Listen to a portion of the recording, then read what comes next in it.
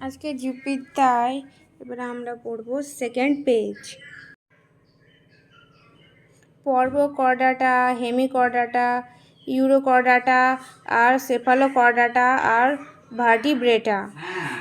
Chordata পর্বের অত্যন্ত বিভিন্ন শ্রেণীর ছদ্মছক হচ্ছে এই।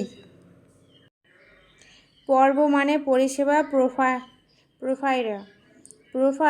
পরি অর্থাৎ ছিদ্র, আর ফিরা অর্থাৎ বহনকারী, অর্থাৎ যাদের শরীরে অনেক ছোট ছোট ছিদ্র থাকে তাদের পরিফেরা বলে। সহজ ভাষায় স্পঞ্জের শরীরে অনেক ফুটো থাকে, সেই ফুটো দিয়ে পানি ঢোকে, আর পানি অর্থাৎ জল ঢোকে, আর জল থেকে খাবার ও অক্সিজেন নেই। বৈশিষ্ট্য: শরীরে অনেক ছিদ্র থাকে, প্রকৃত টিস্যু নেই, অধিকাংশ সমুদ্র থাকে, উদাহরণ স্পঞ্জ। আর পর্ব নিডারিয়া: সহজ ভাষায় যেসব প্রাণীর শরীরে হুল ফোটানো শেষ থাকে তাদের নিডারিয়া বলে। বৈশিষ্ট্য: হুল আছে আর জলে শ্বাস নিতে পারে, শিকার ধরে, উদাহরণ। আর পর্ব এখানে টিনোফোরা, এগুলো পড়েছিলাম আমরা, এবারে আমরা পড়ব এখানে। তাহলে হেমিকর্ডাটা কাকে বলে? হেমি অর্থাৎ অর্ধেক, আর কর্ডাটা অর্থাৎ যাদের নেটোকর্ড থাকে, তাই হেমিকর্ডাটা মানে অর্ধকর্ডাটা। সহজ ভাষায় এরা এমন প্রাণী যাদের নোটোকর্ডের মতো একটি গঠন থাকে কিন্তু সেই প্রকৃত নোটোকর্ড নয়, তাই এদের অর্ধকর্ডাটা বলা হয়। বৈশিষ্ট্য: দেহ 3 ভাগে বিভক্ত, সুর, কলার ও দেহ। অধিকাংশ সমুদ্রে বাস করে আর প্রকৃত নোটকর্ডাটা থাকে না। আর বালানোগ্লোসাস বা সাকোগ্লোসাস এর উদাহরণ। মনে রাখার ট্রিক হচ্ছে হেমি কথার অর্থ অর্ধেক আর হেমিকর্ডাটা অর্ধকর্ডাটা। পরীক্ষার জন্য সহজ সংজ্ঞা: যেসব সামুদ্রিক প্রাণীর দেহ, সুর, কলার ও দেহ এই 3 ভাগে বিভক্ত এবং প্রকৃত নোটোকর্ডা থাকে তাদের হেমিকর্ডাটা বলে।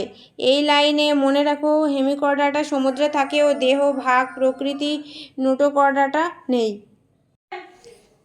তুমি কর্ডাটা বলতে চেয়েছো কর্ডাটা মানে কি? কর্ডাটা দড়ি বা রঞ্জুর মতো। নোটোকর্ড প্রাণীর দেহের পিঠের দিকে থাকা রঞ্জুর মতো একটি শক্ত দণ্ড। তাই যেসব প্রাণীর জীবনের কোনো না কোনো সময়ে নোটকর্ড থাকে তাদের কর্ডাটা বলে। সহজ ভাষায় ধরো, একটি বাড়ি বানাতে বাঁশের খুঁটি লাগে, ঠিক তেমনি প্রাণীর শরীরে একটি লম্বা দণ্ডের মতো অংশ থাকে, সেটি শরীরের ভর দেয়। এই অংশটির নাম নোটোকর্ড। যে প্রাণীর নোটোকর্ড থাকে সে কর্ডাটা। উদাহরণ: মাছ, ব্যাঙ, সাপ, পাখি, গরু, মানুষ ইত্যাদি, এরা সবাই কর্ডাটা। হেমিকর্ডাটার পার্থক্য এখানে হচ্ছে প্রকৃত নোটোকর্ড নেই। প্রকৃত নোটোকর্ড থাকে জীবনের কোনো না কোনো পর্যায়ে। মনে রাখা সহজটি: কর্ডাটা বা নোটোকর্ডাটা আছে, আর হেমি অর্থাৎ কর্ডাটা অর্ধকর্ডাটা প্রকৃতির, নোটোকর্ডাটা নেই। এই লাইনে মনে রাখো, কর্ডাটা হলো এমন প্রাণীগোষ্ঠী যাদের জীবনের কোনো না কোনো পর্যায়ে নোটোকর্ড থাকে। নোটোকর্ড প্রাণীর দেহের পিঠের দিকে থাকা একটি লম্বা দণ্ডের মতো নমনীয় কাঠামো যা শরীরের ভর ও সমর্থন দেয়। আরও সহজ করে ধরো, একটি তাঁবু খাড়া করতে মাঝখানে একটি বাঁশের খুঁটি লাগে, তেমনি কিছু প্রাণীর শরীরের ভেতরে একটি লম্বা দণ্ডের মতো অংশ থাকে যা শরীরকে সোজা রাখতে সাহায্য করে, এটি নোটোকর্ডাটা। মানুষের ক্ষেত্রে কি হয়? ভ্রম অবস্থায় মানুষের নোটোকর্ড থাকে। বড় হওয়ার সঙ্গে সঙ্গে নোটোকর্ডের জায়গায় মেরুদণ্ড, ব্যাকবোন তৈরি হয়। মনে রাখার ট্রিক: নোটোকর্ডাটা শরীরের ভিতরের অস্থায়ী দণ্ড ও মেরুদণ্ড বড় হলে তৈরি হয় হাড়ের দণ্ড। এক লাইনে পরীক্ষার উত্তর: প্রাণীর দেহের পিঠের দিকে অবস্থিত দণ্ডের মতো নমনীয় কাঠামো যা শরীরে সমর্থন দেয় তাকে নোটোকর্ড বলে। নোটোকর্ড অর্থাৎ মেরুদণ্ড। নোটোকর্ড একটি নমনীয় দণ্ড, আর মেরুদণ্ড হলো হাড় দিয়ে তৈরি স্থায়ী কাঠামো। অনেক কর্ডাটা প্রাণীতে ভ্রম অবস্থায় নোটোকর্ড থাকে, পরে তা মেরুদণ্ড দ্বারা প্রতিস্থাপিত হয়। এখানে পর্ব কর্ডাটাকে কিছু ভাগে ভাগ করা হয়েছে: 1 হেমিকর্ডাটা, 2 ইউরোকর্ডাটা, 3 সেফালোকর্ডাটা, 4 ভার্টিব্রেটা। আমরা হেমিকর্ডাটাটা বুঝেছি, তাহলে এবারে ইউরোকর্ডাটা বুঝবো। ইউরোকর্ডাটা অর্থাৎ লেজ। যেসব প্রাণীর শুধু লার্ভা বাচ্চা অবস্থায় লেজে নোটোকর্ড থাকে তাদের ইউরোকর্ডাটা বলে। যেমন উদাহরণ হচ্ছে অ্যাসিডিয়া, সি স্পিরিট। এখানে সি স্পিরিট বা অ্যাসিডিয়া হচ্ছে একটি উদাহরণ, মনে রাখো। ইউরো লেজ, লেজে নোটোকর্ড। এই যে অ্যাসিডিয়া অর্থাৎ সি স্পিরিট ঠিক এরকম দেখতে হয়। অ্যাসিডিয়ার পাতা এই যে এরকম, এগুলোর লেজ থাকে, লেজে ডিমে করার ক্ষমতা আছে, আর এগুলো গ্লো করতে পারে, অর্থাৎ সামুদ্রিক স্পিরিট, সি স্পিরিট বলা হয় এদেরকে ইংলিশে। অ্যাসিডিয়া, অ্যাসিডিয়া।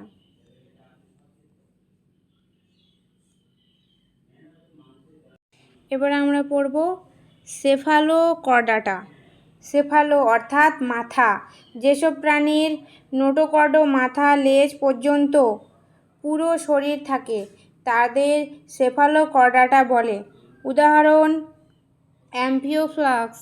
মনে রাখো সেফালো মাথা, মাথা থেকে লেজ পর্যন্ত নোটোকর্ড। উদাহরণ হচ্ছে অ্যাম্ফিওফ্লেক্স হচ্ছে তার একটা উদাহরণ, মনে রাখো। সে ফাপালো মাথা থেকে লেজ পর্যন্ত নোটোকর্ডাটা। এইগুলোকে বলা হয় অ্যাম্ফিওফ্ল্যাক্স, অর্থাৎ অ্যাম্ফিওফ্ল্যাক্সই হচ্ছে সেফালোকর্ডাটার উদাহরণ। অ্যাম্ফিওফ্ল্যাক্স।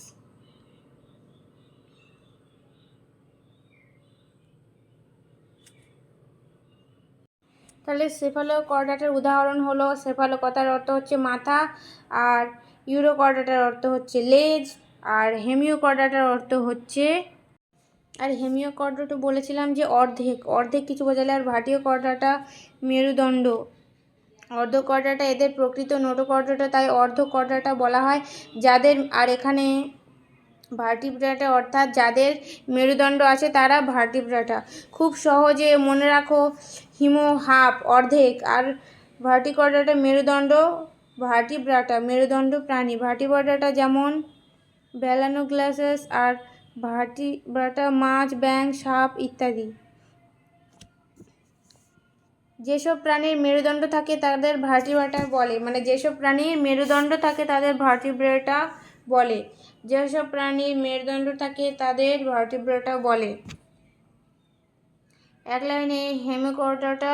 যেসব সামুদ্রিক প্রাণীর প্রকৃত নোটোকর্ড থাকে তাদের হেমিকর্ডাটা বলে, আর ভার্টিব্রেটা যেসব প্রাণীর মেরুদণ্ড থাকে তাদের ভার্টিব্রেটা বলে। মনে রাখা ঠিক, হেমি অর্ধেক আর ভার্টিব্রেটা মেরুদণ্ড। যেমন এটি হচ্ছে হেমিকর্ডাটার উদাহরণ, বেলানোগ্লাস। এটি হচ্ছে হেমিকর্ডাটার উদাহরণ। এগুলো ঠিক এরকম দেখতে, এগুলো এরকম দেখতে। এই যে এর কিছু ভাগ আছে, এগুলো মানুষের হাতে ঢুকে যেতে পারে, বা সেই জন্যে সমুদ্রে সবসময় সতর্ক থাকা উচিত। এবারে আমরা পড়ব অ্যাগানেথা বা ন্যাথোস্টোমাটা। ভার্টিব্রেটার দুটি ভাগ, অ্যাগনাথা ও ন্যাথোস্টোমাটা। অ্যাগনাথা, তুমি অ্যাগনাথা, আসলে এটি অ্যাগনাথা, আর প্লাগোমস্টিয়া তুমি হাতে লিখেছো এগুলো। অ্যাগনাথা কাকে বলে? এ নেয় জানেনাস চোয়াল, অর্থাৎ যেসব মেরুদণ্ড প্রাণীর চোয়াল নেই তাদের উদাহরণ ল্যাম্প্রে বা হ্যাগফিশ। ল্যাম্প্রে বা হ্যাগফিশ। অ্যাগনাথা, যেসব মেরুদণ্ড প্রাণীর চোয়াল নেই, যেসব মেরুদণ্ড প্রাণীর চোয়াল নেই তাদেরকে অ্যাগনাথা বলে। চোয়াল হলো মানুষের সেই হাড়ের অংশ যার সাহায্যে আমরা খাবার কামড়াই, চিবাই এবং মুখ খুলি ও বন্ধ করি। ধরো তুমি একটি বিস্কুট খাচ্ছ, তুমি বিস্কুটটি কামড়ে ভাঙছো এবং চিবিয়ে খাচ্ছ, এই কাজটি চোয়াল দিয়েই করা হয়।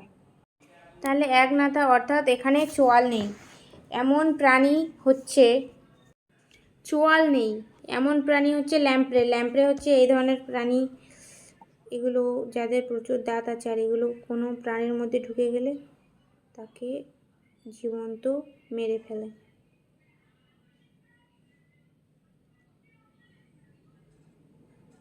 এগুলো হচ্ছে ল্যাম্প্রে।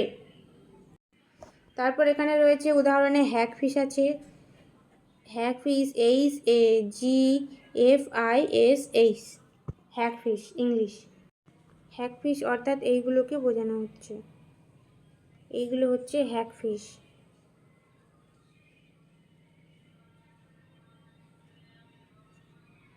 এইগুলোকে বলা হয় হ্যাগফিশ। 1 নাম্বার হয়ে গেছে। এবারে হবে গ্ল্যান্থোস্টোমাটা, অর্থাৎ এটা ন্যাস্টোমোটা হবে। এবারে নাথোস্টোমাটা কাকে বলে? যে সব মেরুদণ্ডী প্রাণী চোয়াল থাকে তাদের নাথোস্টোমাটা বলে। মানে মনে রাখার সহজ উপায় হচ্ছে নাথোস্টোমাটা চোয়াল আছে আর একনামা চোয়াল নেই। উদাহরণ মাছ, ব্যাঙ, সাপ, পাখি, গরু ইত্যাদি মানুষ। ন্যাথোস্টোমাটা অর্থাৎ চোয়াল আছে, ন্যাথোস্টোমাটা অর্থাৎ চোয়াল আছে।